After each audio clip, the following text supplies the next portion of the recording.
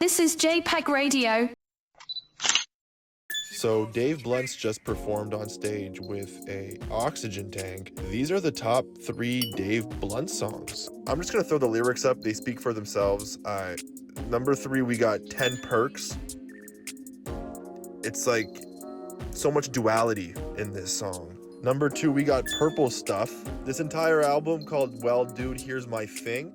Seems like his thing is lean. Holy shit. At number 1, we got Crying in the Kitchen. This song just hits different.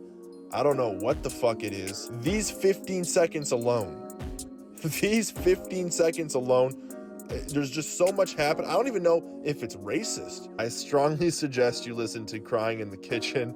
It is a head trip. I don't know how long this guy has. I'm not even talking about relevancy at this point. Like, honestly, he's performing on stage with an oxygen tank. Dave Blunt, drop like 2 more albums, please, like as soon as possible, because I don't know how long we got you, and I really just I want more music from you. This year I've been learning Spanish, and I've been listening to a lot more Spanish music. Today I'm going to be reviewing the album Moto Mami by Rosalía. This is an album that I've been consistently going back to over the course of this year. I really enjoy this album, so I'm going to give you the top 3 songs. Coming in at number 3, the opening track, Saoko. This song is an amazing opening track because it really shows you what you're about to experience on the album. At number 2, we got La Combi Versace. I really enjoy this song because I find the chemistry between Tokischa and Rosalía is just very strong. Last but not least, my favorite song on this album, hands down, is Hentai. I know it's a bit off-putting, but don't worry, it's not what you're expecting. It's not a song about actual hentai. The very minor instrumental in the background just accompanies it and really strengthens it, to the point where the song is actually almost an a cappella with an instrumental kind of just in the background shaping the song as need be. I strongly suggest you listen to these 3 songs, especially if you're someone just getting into Spanish music. Don't you just love it when it's Christmas time and you have a nice fire going on, a great Christmas song comes up? Not you. Get back in your cage. These are the top 3 Christmas songs you should be listening to this year. At number 3, we got White Christmas by Bing Crosby. I don't know if his dad's George Lucas or fucking Bill Gates. At number 2, we got Santa Claus is Coming to Town by the Jackson 5. I personally am just a Jackson 5 fan, so take that with a grain of salt. And number 1, we got Baby It's Cold Outside by Ella Fitzgerald with Louis Jordan and his Timpani 5. Apparently this song is canceled or something due to it being predatory. Listen, it's a good song. When I think of Christmas, I think of this song. Maybe that says a lot about my character. Play this song. I want this song to be played. Anyway, Merry Christmas and Happy New Year.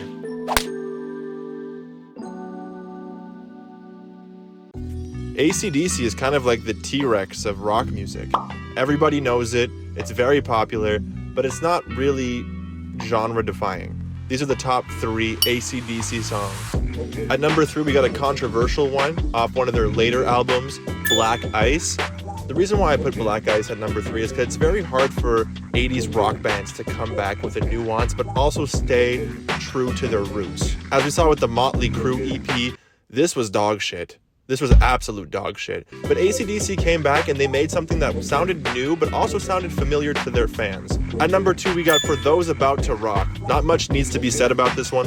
And at number 1, we got my personal favorite, Who Made Who. Quick story, when I was in the 5th grade, I used to read a lot of Stephen King. Stephen King had a book called The Night Shift, which was a volume of short stories. In those short stories, there was a short story called Trucks, which would later be called Maximum Overdrive. The book is about a meteor flying over the earth and rendering all electronics sentient, and then trucks and cars start killing people. Okay, it's not that deep. It's not that deep. But the opening montage has Who Made Who. And ever since I watched that movie, and let me tell you, I've watched that movie probably like 20 times, I fell in love with the song, and it's my favorite AC/DC song to date. And yeah, that's all. Christmas is right around the corner, and these are some albums that I think you should put in your stockings. At number 3, we got the Winter Wishes EP by Lynn Lapid. Now, this EP only came out a couple of weeks ago, but I think it's a pretty good, solid piece of work. The theme is basically just her going through the holidays without a significant other, someone who cheated on her, and someone that she consistently thinks of, and I think it's just something very relatable. Now, at number 2, we got A Christmas Celebration of Hope by B.B. King. I'm just a huge B.B. King fan, so this had to be up there. And at number 1, we got The Christmas Song by Nat King Cole. This is just an album with a bunch of classics on it. Not only is Nat King Cole just a phenomenal artist, but he really puts a twist on a lot of these songs that just sound really, really good. I hope you guys take a chance on these albums and have yourselves a blessed holiday season. Hey, can I get a double cheeseburger with no...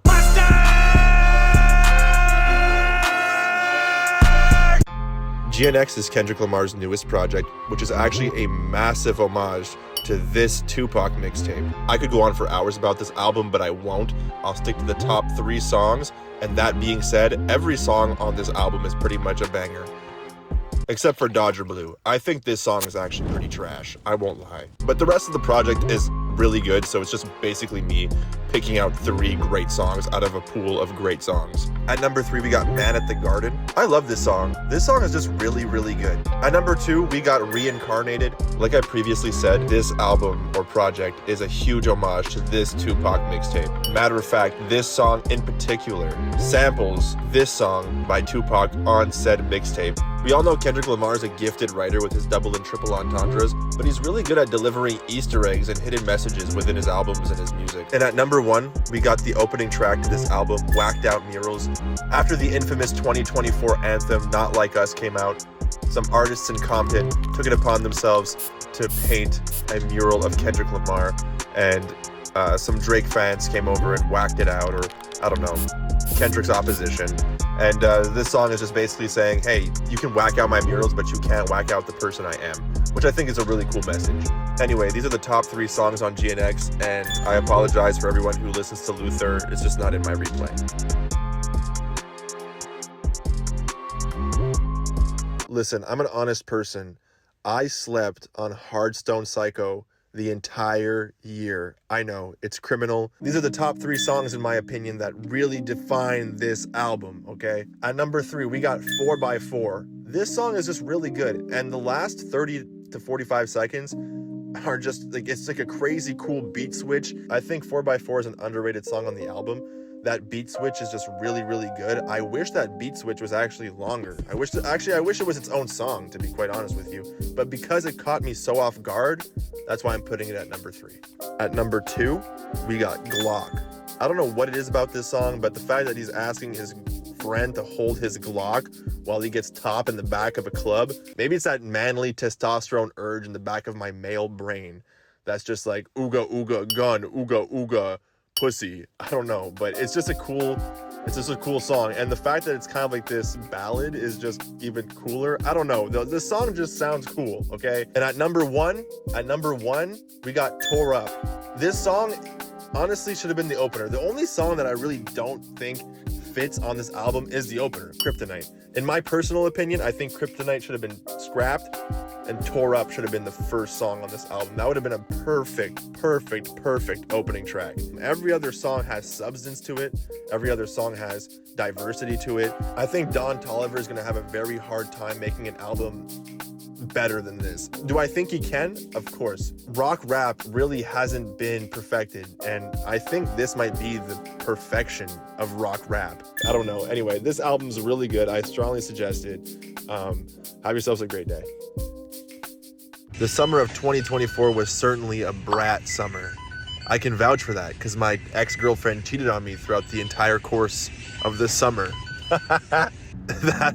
That might be the most terrible opening.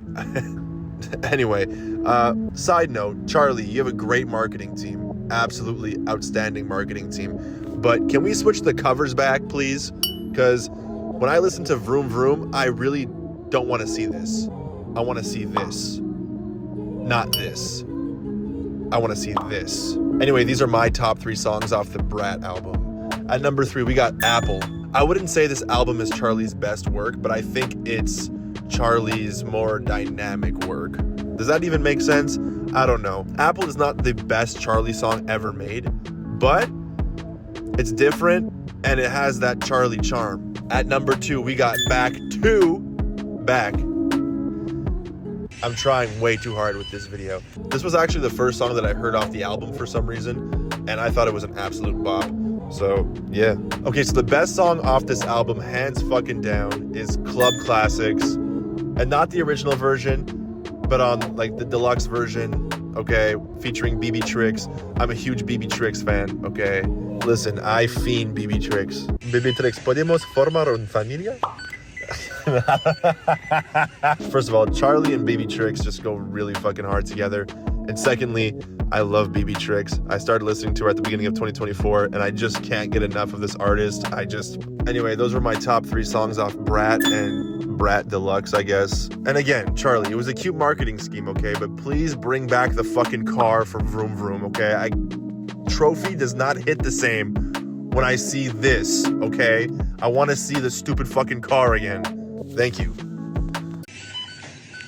So Doechie's Alligator Bites Don't Heal just won Best Rap Album of the Year at the Grammys. And I kind of just want to discuss it for a second. I was going to make a video about this project because I thought this project was really, really good. And I personally do believe she deserved the Grammy. Now, all I see online is this rebuttal that she's an industry plant, that she didn't deserve the Grammy. So I just wanted to kind of discuss this for a second. Now, despite me thinking the Grammys are cooked, especially in the rap genre, I kind of just wanted to discuss this because I don't think that the hate is merited. Now, in order to discuss this quote-unquote snub, we're going to have to go back in time a little bit and talk about the infamous Good Kid, Mad City snub. For those of you who don't know, Good Kid, Mad City was nominated for a Grammy, but it lost to Ryan Lewis and Macklemore's The Heist, okay? I believe that Good Kid, Mad City is one of the best rap albums ever made, and I do believe that it was, in fact, snubbed by The Heist. Now, this is where I beg the question to the rap community, what do you guys want? Because even though I don't agree with the Grammys, there's an overall misconception. That misconception being that commercially successful albums equate to a Grammy. And going back to that example of Good Kid, Mad City, Good Kid, Mad City was Kendrick Lamar's first commercially successful album. Just like Alligator Bites Don't Heal was Doechie's first commercially successful album. So this puts the Grammys in a very weird predicament because clearly they don't understand rap music. They don't get it. And they don't know what to do when it comes to the rap genre. Do they pick the commercially successful albums? Or do they pick the underground, more thought-provoking albums like Good Kid, Mad City?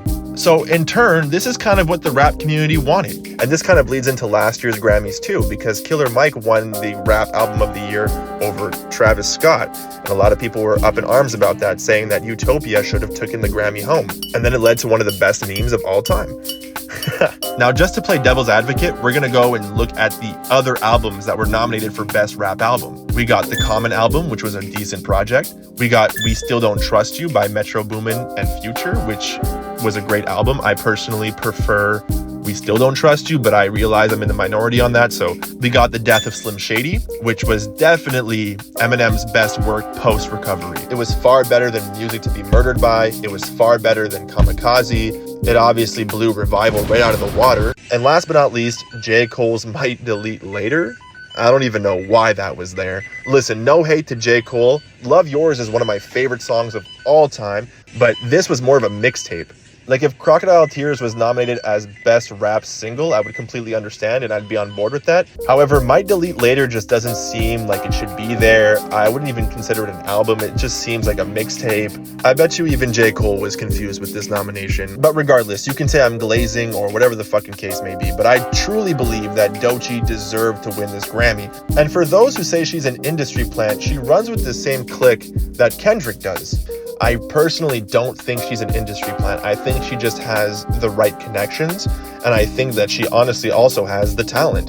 The album is amazing, and going back to the quote-unquote snub of Utopia with the Killer Mike album, the people that were mad that Travis didn't win didn't even listen to Killer Mike's project. Just because you don't listen to Killer Mike doesn't mean his project isn't good. Same thing with Doechie. Just because you sat there and listened to Metro Boomin and Future all year doesn't mean that Doechie didn't put out a great project as well. And before I end this video, yes, there are some crazy snubs in the Grammys history.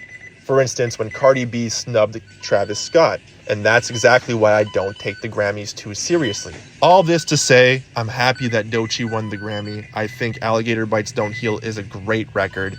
I remember listening to it while trying to find quiches at Walmart.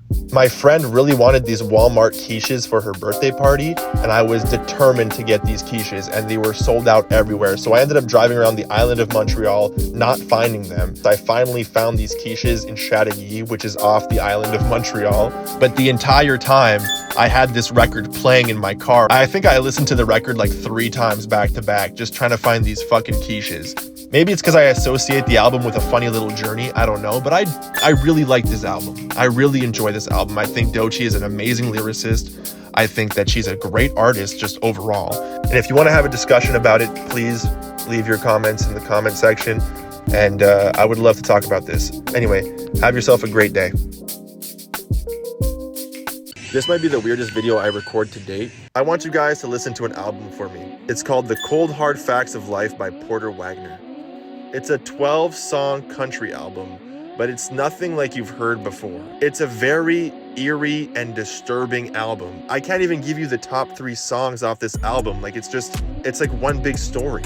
In case you can't tell by the album cover, it's about Porter Wagoner walking in on his wife Julie sleeping with another man. I'm not sure what he was going through or where his mind was at while he was writing this album. I'm not sure if he wrote this for entertainment purposes.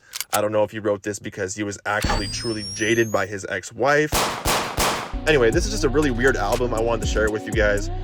If you like country music, or like, I don't even know if this is country, honestly. Like, it sounds country for sure, but it's just super fucking eerie and scary. Honestly, it's scary. So if you guys want to listen to an album where you meet a borderline fucking psychopath about to collapse mentally, I suggest you listen to this album. Okay, have yourselves a great day. And fun fact about Porter Wagoner, because I had no idea. Porter Wagoner had a show called The Porter Wagoner Show, and he actually put Dolly Parton on. So she was a guest on the show, and her career kind of blew up after that. So if it wasn't for Porter Wagoner, we might have not had Jolene. When I was a child, my mom introduced me to a lot of the artists that I love today.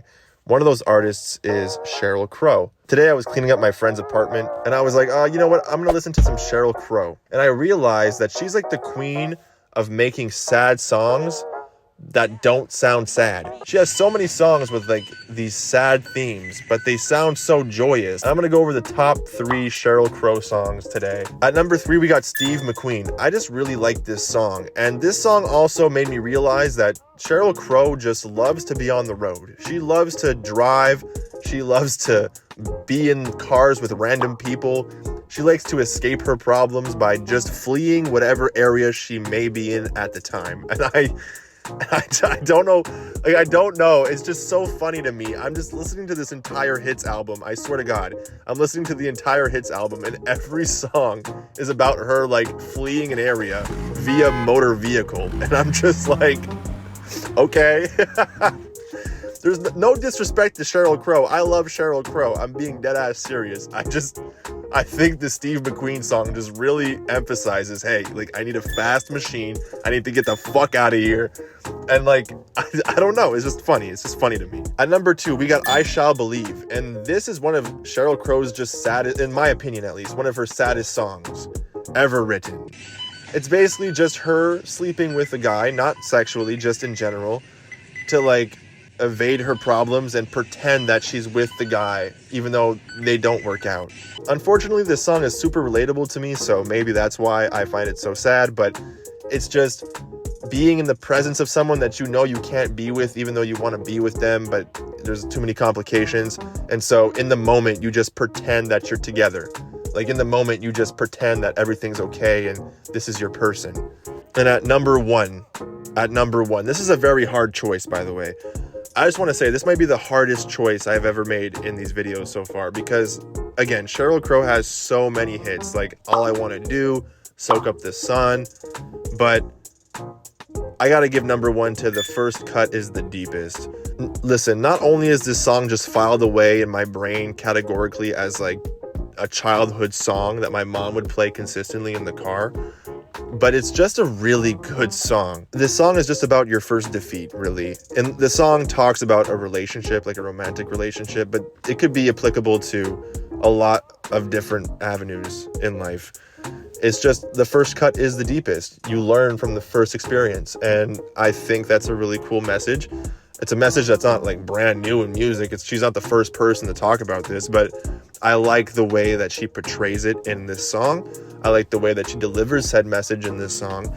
And yeah, in my opinion, that's the top 3 songs in Sheryl Crow's discography. This is just my opinion. I don't know if there's a Sheryl Crow stan community that's gonna fucking kill me while I'm sleeping, but this is just like, this is just my opinion, okay? Have yourselves a great day.